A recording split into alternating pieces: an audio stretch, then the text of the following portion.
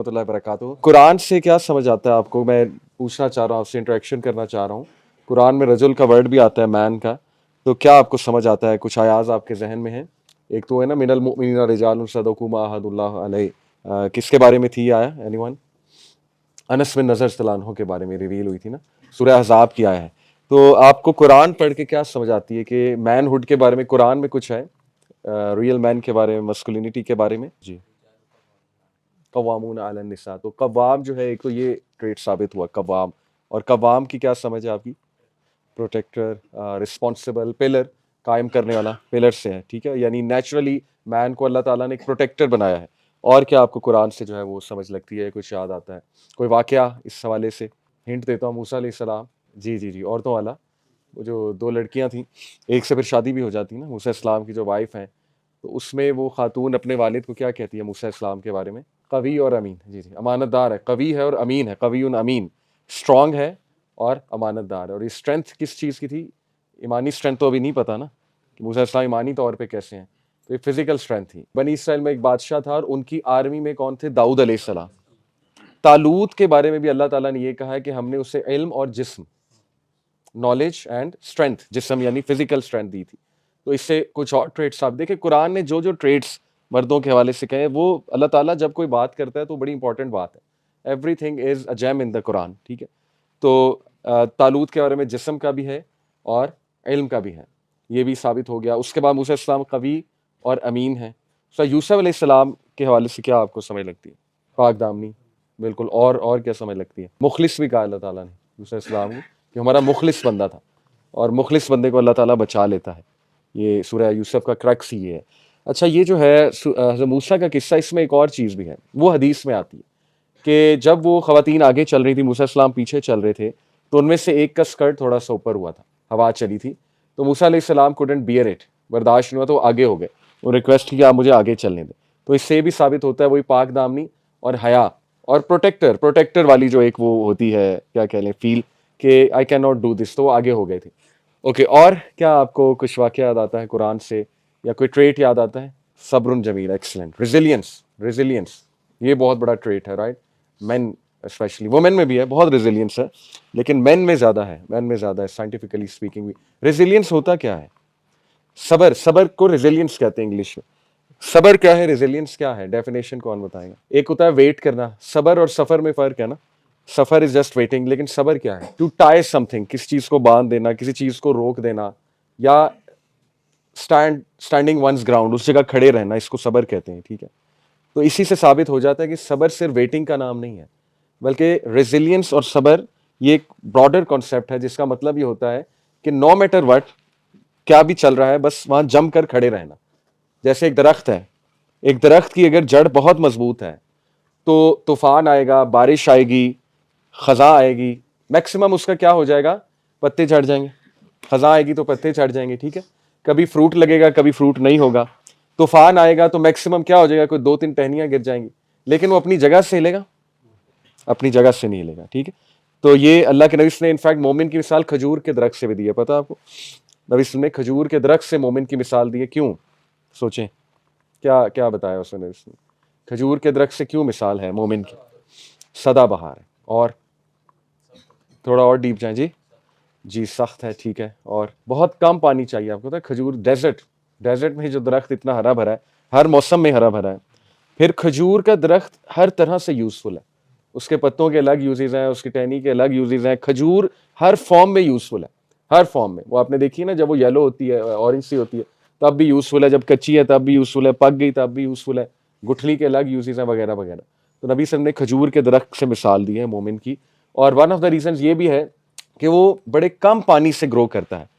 यानी जो सही रेजिलियंट बंदा है, वो नो मैटर हालात क्या हैं, वो बढ़ता रहता है, ग्रो करता रहता है। हाँ, इसका मतलब नहीं उसे दुख नहीं आता, या उसे वो गम में नहीं जाता है, या वो थोड़ा बहुत हिलता नहीं है, शेक नहीं होता है। हज़रत याकूब देखे, नबी थे, रोते रहे, और उनको कितनी ज़्यादा डिप्रेशन कह लें या सैडनेस कह लें, लेकिन वो हिले नहीं।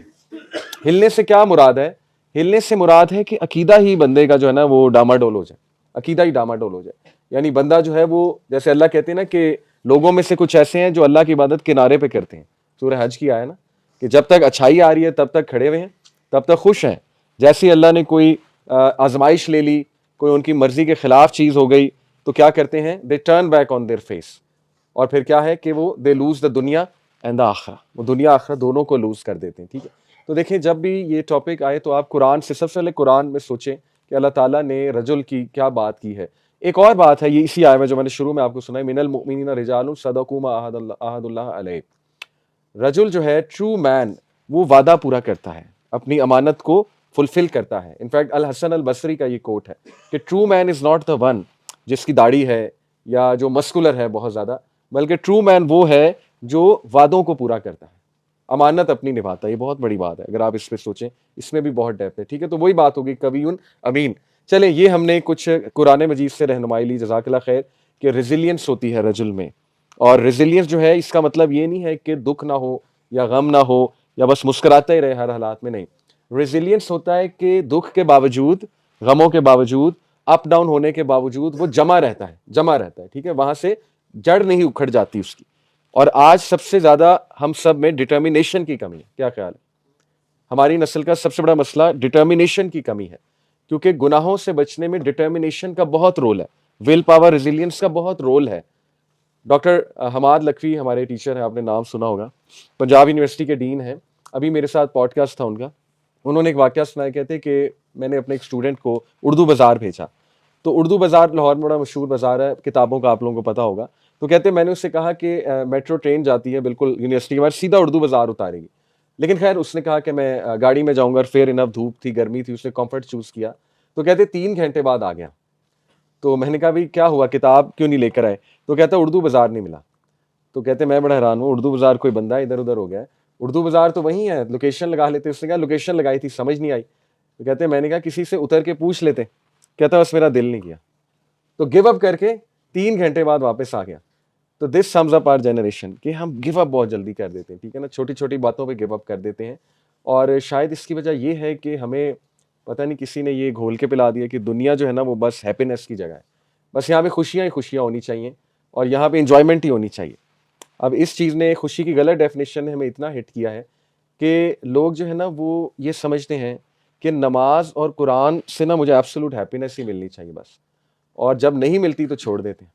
ऐसे ही देखें कितना हिट किया, इबादत के कॉन्सेप्ट को भी हिट किया इस खुशी की डेफिनेशन ने, कि लोग ये समझते हैं कि जब मेरा कोई मसला चल रहा है ना तो मैं नमाज शुरू कर दूं, और जैसे ही मैं सलाम फेरूं मसला हल हुआ हो।